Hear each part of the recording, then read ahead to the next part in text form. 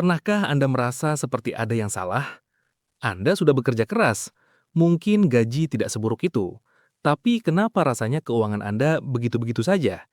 Kenapa di usia 20-an, mimpi untuk bisa liburan tanpa mikirin tagihan atau punya rumah sendiri, rasanya masih jauh sekali dari kenyataan?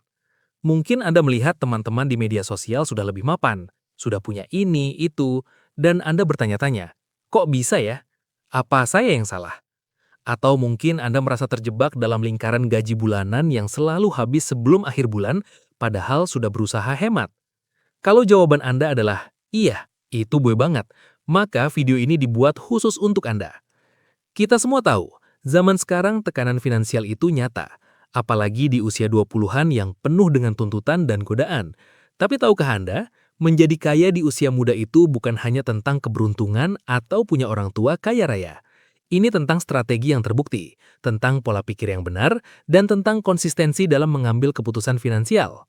Di video ini kita akan membongkar 5 pilar utama yang sebenarnya bisa membawa Anda menuju kemerdekaan finansial, bahkan membangun kekayaan yang signifikan di usia 20-an Anda. Kita akan bahas bagaimana mengubah cara Anda memandang uang, cara berinvestasi pada diri sendiri, bagaimana membuat uang Anda bekerja, mengelola utang dengan cerdas, dan yang paling penting, bagaimana membangun lebih dari satu sumber pendapatan. Jadi siapkan diri Anda, karena setelah ini pandangan Anda tentang kekayaan di usia muda akan berubah total. Mari kita mulai dengan pilar pertama yang sering kali menjadi fondasi paling rapuh, mengubah mindset dari konsumtif menjadi produktif dan investor. Banyak di antara kita yang tumbuh dengan mentalitas konsumtif yang sangat kuat. Kita dididik untuk membeli, untuk memiliki, untuk menikmati kepuasan instan. Iklan di mana-mana mendorong kita untuk mengikuti tren terbaru, membeli gadget paling canggih atau nongkrong di kafe kekinian. Kita sering mendengar frasa YOLO atau You Only Live Once dan mengartikannya sebagai alasan untuk menghabiskan uang demi kesenangan sesaat. Masalahnya, pandangan ini membuat kita melihat uang hanya sebagai alat untuk pengeluaran, bukan sebagai alat untuk membangun masa depan. Kita terjebak dalam siklus pengeluaran yang tidak ada habisnya, dan tanpa sadar, kita membangun liabilitas, bukan aset. Mengapa ini menjadi masalah besar? Otak kita secara alami memang cenderung mencari kepuasan instan. Ini adalah naluri dasar manusia. Tapi di era modern ini, naluri tersebut diperparah dengan gempuran marketing dan tekanan sosial, terutama dari media sosial. Kita melihat teman-teman pamer liburan, barang branded atau mobil baru, dan muncullah FOMO atau Fear of Missing Out yang membuat kita merasa harus mengikuti. Kita merasa harus punya apa yang orang lain punya agar tidak tertinggal. Padahal kekayaan sejati itu bukan tentang seberapa banyak yang Anda habiskan untuk gaya hidup mewah, tapi tentang seberapa banyak yang Anda simpan, Anda kembangkan, dan Anda investasikan untuk masa depan Anda. Kekayaan itu ada di balik layar, bukan di pameran media sosial. Jadi, solusinya adalah melatih diri untuk menunda kepuasan dan mengubah sudut pandang Anda terhadap uang. Mulailah dengan kesadaran penuh bahwa setiap rupiah yang masuk ke kantong Anda memiliki potensi untuk menjadi lebih besar. Alihkan fokus Anda dari apa yang bisa saya beli hari ini menjadi bagaimana uang ini bisa menghasilkan lebih banyak uang untuk saya di masa depan. Ini adalah transisi dari menjadi sekedar konsumen pasif menjadi seorang produsen aktif dan investor cerdas. Anda harus mulai melihat diri Anda sebagai seorang pemilik modal, sekecil apapun modal itu. Bayangkan seperti ini, Anda sedang menanam sebuah pohon. Mentalitas konsumtif itu seperti Anda terus-menerus memetik buah yang masih muda dan langsung memakannya. Anda mungkin menikmati buahnya saat itu, tapi pohon Anda tidak akan pernah tumbuh besar dan berbuah melimpah di masa depan. Sebaliknya, mentalitas produktif dan investor itu seperti Anda menanam bibit, merawatnya dengan sabar, dan bahkan mungkin menunda memakan buahnya untuk membiarkan pohon itu tumbuh lebih besar, lebih kuat, dan menghasilkan buah yang jauh lebih banyak di masa depan. Setiap rupiah yang Anda sisihkan, setiap keputusan finansial yang Anda buat untuk berinvestasi, itu seperti bibit pohon kekayaan yang Anda tanam. Semakin banyak bibit yang Anda tanam dan rawat dengan baik, semakin besar hutan kekayaan yang akan Anda miliki. Pilar kedua yang tak kalah krusial adalah prioritaskan investasi pada diri sendiri. Ini adalah rahasia yang sering diabaikan. Banyak anak muda berpikir tentang investasi uang seperti saham atau properti, tapi lupa bahwa investasi terbaik di usia 20-an adalah investasi pada kapasitas diri Anda. Kita sering hanya fokus pada pekerjaan yang membayar gaji saat ini, tanpa banyak memikirkan bagaimana cara meningkatkan nilai diri kita agar bisa mendapatkan gaji yang jauh lebih besar di masa depan. Atau kita menghabiskan waktu luang Anda dengan hiburan pasif yang tidak menambah nilai apapun pada diri Anda. Mengapa investasi diri sangat penting di usia 20-an? Karena di fase inilah waktu adalah aset paling berharga yang Anda miliki. Kemampuan Anda untuk belajar, untuk menyerap informasi baru, dan untuk beradaptasi dengan perubahan adalah pada puncaknya. Keterampilan baru yang Anda kuasai hari ini bisa melipat gandakan penghasilan Anda secara eksponensial dalam beberapa tahun ke depan. Pengetahuan yang Anda dapatkan bisa membuka pintu ke peluang-peluang yang tidak pernah Anda bayangkan sebelumnya. Ingat, pasar kerja itu terus berubah dengan sangat cepat. Teknologi baru muncul, industri baru lahir, dan jika kita tidak ikut berkembang dan mengupgrade diri, kita akan otomatis tertinggal. Jadi, solusinya adalah mengidentifikasi keterampilan yang sedang sangat dibutuhkan di pasar kerja atau yang diprediksi akan menjadi sangat berharga di masa depan. Kemudian alokasikan waktu dan uang Anda secara sengaja untuk mempelajari dan menguasai keterampilan tersebut. Ini bisa berupa mengikuti kursus online, membaca buku-buku yang relevan, menghadiri seminar atau workshop, mencari mentor atau bahkan mengambil sertifikasi yang bisa meningkatkan daya jual Anda.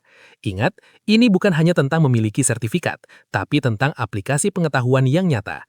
Jangan pernah takut untuk mengambil resiko kecil dalam jalur karir Anda demi mendapatkan pengalaman berharga yang tidak bisa Anda dapatkan di tempat lain.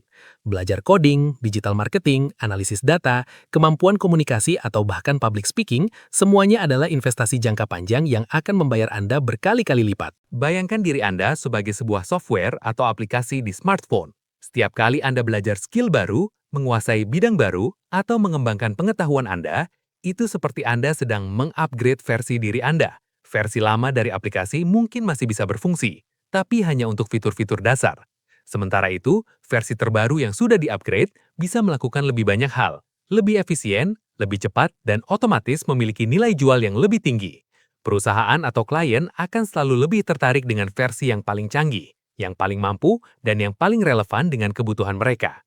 Jadi, jangan pernah berhenti mengupgrade diri Anda. Sekarang, mari kita masuk ke pilar ketiga yang akan membantu Anda melipat gandakan kekayaan, otomatisasi keuangan, dan buat uang bekerja untuk Anda. Ini adalah salah satu konsep terpenting dalam membangun kekayaan. Banyak dari kita yang mengandalkan disiplin manual untuk menabung dan berinvestasi. Kita mungkin berjanji pada diri sendiri untuk menyisihkan sekian persen gaji setiap bulan. Tapi kenyataannya, seringkali kita gagal. Godaan untuk mengeluarkan uang itu terlalu besar. Atau kita lupa, atau kita merasa nanti saja deh. Akibatnya, uang itu tidak pernah disisihkan atau diinvestasikan. Kita merasa harus bekerja keras seumur hidup untuk mendapatkan uang, tanpa menyadari bahwa sebenarnya uang kita juga bisa bekerja untuk kita. Konsep uang bekerja untuk Anda adalah inti dari kekayaan berkelanjutan, dan ini disebut compounding interest atau bunga berbunga. Intinya adalah keuntungan yang Anda dapatkan dari investasi Anda akan diinvestasikan kembali untuk menghasilkan keuntungan yang lebih besar lagi. Semakin cepat Anda memulai, semakin lama uang Anda bekerja, dan semakin besar dampaknya. Tetapi, seperti yang sudah disebutkan, disiplin manual itu melelahkan dan rentan gagal. Oleh karena itu, kita butuh sebuah sistem yang bekerja secara otomatis sehingga Anda tidak perlu lagi berpikir atau merasa terbebani. Solusinya sangat praktis. Tetapkan anggaran yang jelas dan otomatisasikan tabungan dan investasi Anda. Begitu gaji masuk ke rekening Anda, langsung sisihkan persentase tertentu, katakanlah 10%, 20%, atau bahkan lebih, ke rekening tabungan terpisah dan rekening investasi. Anda bisa mengatur transfer otomatis melalui mobile banking Anda. Dengan cara ini, uang Anda akan langsung dialokasikan sebelum Anda sempat tergoda untuk mengeluarkannya.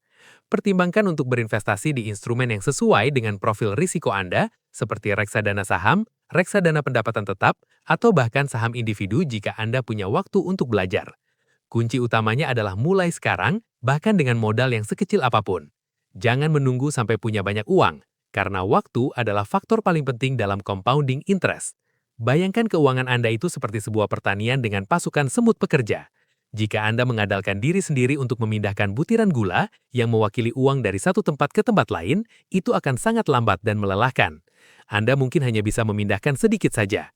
Tapi kalau Anda punya sebuah sistem yang secara otomatis, setiap tanggal gajian langsung mengutus sebagian besar semut pekerja Anda untuk membawa butiran gula itu ke sarang investasi dan membiarkannya berkembang biak di sana, lama-kelamaan sarang Anda akan penuh dengan gula.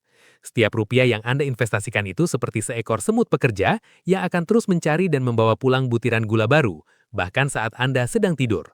Inilah kekuatan otomatisasi dan compounding interest. Pilar keempat yang sering menjadi batu sandungan bagi banyak orang adalah Kelola utang dengan cerdas dan bangun aset, bukan liabilitas. Ini adalah area yang sangat riskan bagi anak muda. Banyak yang terjebak utang konsumtif seperti utang kartu kredit atau pinjaman online yang bunganya mencekik dan memakan habis pendapatan mereka. Selain itu, ada juga kebingungan fundamental antara apa itu aset dan apa itu liabilitas. Mereka sering membeli barang-barang mahal yang justru menguras uang mereka, alih-alih menambah kekayaan.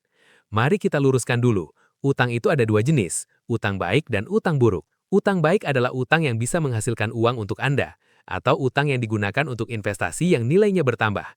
Contohnya adalah pinjaman untuk modal bisnis yang menghasilkan profit, atau KPR untuk properti yang Anda sewakan dan nilainya naik. Sebaliknya, utang buruk adalah utang yang hanya menghabiskan uang dari kantong Anda, tanpa menghasilkan apapun. Contoh paling umum adalah utang kartu kredit untuk membeli barang konsumtif seperti baju, gadget terbaru, atau liburan. Bunga kartu kredit seringkali sangat tinggi, membuat Anda terperangkap. Demikian pula, aset itu adalah sesuatu yang memasukkan uang ke kantong Anda, sedangkan liabilitas itu sesuatu yang mengeluarkan uang dari kantong Anda. Mobil baru yang Anda beli mungkin tampak seperti aset, tapi jika Anda tidak menggunakannya untuk menghasilkan uang, itu lebih sering menjadi liabilitas karena biaya perawatan, pajak, bahan bakar, dan depresiasi nilainya. Solusinya adalah memprioritaskan pelunasan semua utang buruk Anda secepatnya. Jika Anda punya utang kartu kredit, jadikan itu prioritas utama Anda untuk dilunasi. Hindari penggunaan kartu kredit jika Anda tahu Anda tidak bisa disiplin membayarnya secara penuh setiap bulan. Kemudian, belajarlah membedakan dengan jelas antara aset dan liabilitas dalam setiap keputusan pembelian Anda. Sebelum membeli sesuatu yang mahal, tanyakan pada diri Anda, apakah ini akan memasukkan uang ke kantong saya atau mengeluarkan uang dari kantong saya? Alih-alih terburu-buru membeli mobil baru yang langsung mengalami depresiasi nilai dan butuh perawatan mahal, mungkin lebih bijak untuk menginvestasikan dana tersebut ke instrumen yang bisa memberikan return atau bahkan menundanya sampai Anda benar-benar mampu secara finansial. Setiap keputusan pembelian harus dipertimbangkan dengan pertanyaan kunci. Apakah ini aset atau liabilitas bagi keuangan saya? Bayangkan keuangan Anda itu seperti sebuah kapal yang sedang berlayar. Utang buruk itu ibarat lubang bocor di kapal Anda. Air akan terus masuk dan lambat laun menenggelamkan kapal Anda.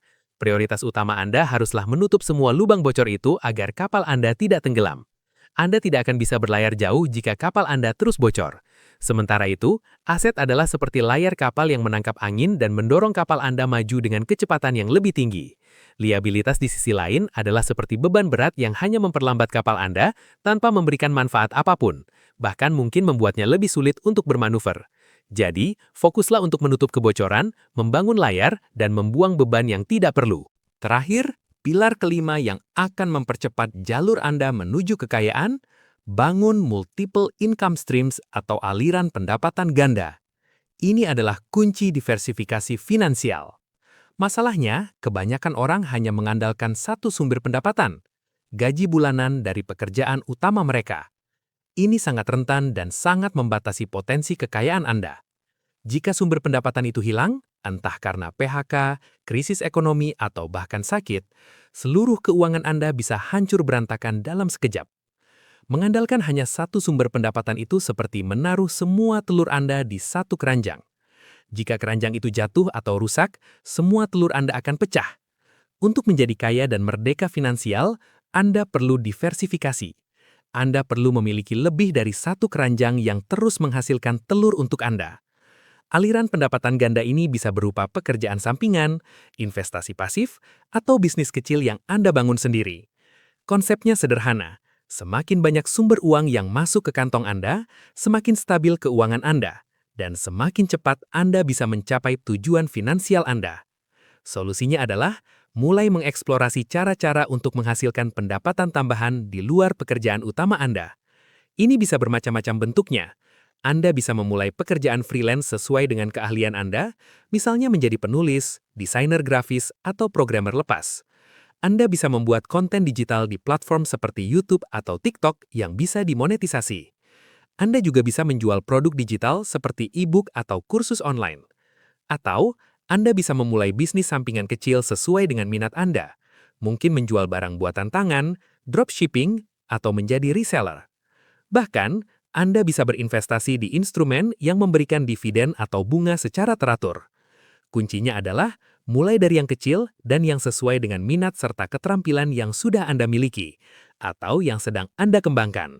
Ingat, pilar kedua tentang investasi diri. Jangan takut untuk mencoba hal baru dan melihat mana yang berhasil. Bayangkan diri Anda sebagai seorang petani. Jika Anda hanya menanam satu jenis tanaman di lahan Anda sangat bergantung pada satu musim panen saja. Jika terjadi hama, cuaca buruk atau gagal panen, Anda akan kelaparan. Tapi jika Anda menanam berbagai jenis tanaman, memelihara ternak, dan bahkan punya usaha sampingan seperti menjual hasil olahan dari pertanian Anda, maka Anda punya berbagai sumber makanan dan pendapatan. Jika satu sumber gagal, Anda masih punya sumber lain yang bisa menopang Anda. Inilah prinsip keamanan finansial dan pertumbuhan yang lebih cepat. Semakin banyak aliran pendapatan yang Anda miliki, semakin kuat fondasi kekayaan Anda, dan semakin cepat Anda bisa mencapai kemerdekaan finansial yang Anda impikan. Jadi, mari kita rangkum apa yang sudah kita pelajari hari ini. Menjadi kaya di usia 20-an bukanlah mimpi yang mustahil, tapi sebuah perjalanan yang membutuhkan perubahan mindset, strategi yang tepat, dan konsistensi. Pertama, ubah mindset Anda dari konsumtif menjadi produktif dan seorang investor. Kedua, jadikan investasi pada diri sendiri, yaitu pada skill dan pengetahuan Anda sebagai prioritas utama. Ketiga, otomatisasikan keuangan Anda dan buat uang Anda bekerja untuk Anda melalui compounding interest. Keempat, kelola utang dengan cerdas dan fokuslah membangun aset, bukan liabilitas. Dan yang kelima, jangan hanya mengandalkan satu sumber pendapatan, tapi bangunlah aliran pendapatan ganda. Kekayaan sejati bukan tentang keberuntungan, tapi tentang keputusan yang Anda ambil setiap hari dan konsistensi Anda dalam menjalankannya. Anda punya kekuatan untuk mengubah masa depan finansial Anda, dimulai hari ini juga. Jangan tunda lagi, pilih satu saja dari 5 pilar ini yang menurut Anda paling bisa Anda mulai sekarang. Mungkin itu dengan mengatur transfer otomatis untuk menabung, atau mungkin mencari satu kursus online untuk meningkatkan skill Anda. Lakukan langkah kecil itu dan rasakan perbedaannya. Jika Anda merasa video ini bermanfaat, jangan ragu untuk bagikan ke teman-teman Anda yang juga ingin meraih kemerdekaan finansial di usia muda. Mari kita sama-sama menjadi generasi yang cerdas finansial.